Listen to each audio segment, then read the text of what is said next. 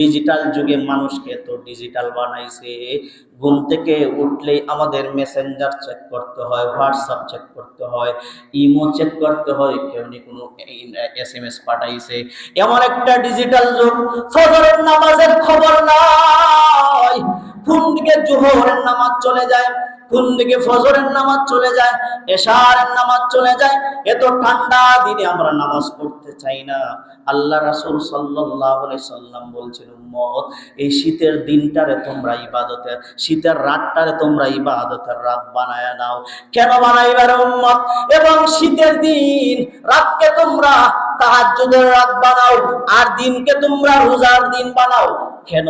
সাহাবায়ে কেরামদেরকে আমার রাসূল জানায়া দিলেন, উম্মত, এই শীতের দিনে রাত আল্লাহ বড় করে দিয়েছেন, আর দিনকে আল্লাহ ছোট করে দিয়েছেন। দিনে যদি তোমরা রোজা রাখো কষ্ট কম হবে, আর রাত্রে ইবাদত বন্দেগী করলে মজা পাবে। কেন মজা পাবো ইয়া রাসূলুল্লাহ? কারণ রাত্র লম্বা হয়ে গেছে, বেশি বেশি করে ইবাদত বন্দেগী করতে পারবে, লম্বা সেজদা দিতে পারবে, কোরআন তেলাওয়াত করতে পারবে। আল্লাহ রাসূল বলছেন, শীতের রাতকে তোমরা ইবাদতের রাত বানাও, আর দিনকে তোমরা রোজার দিন বানাও।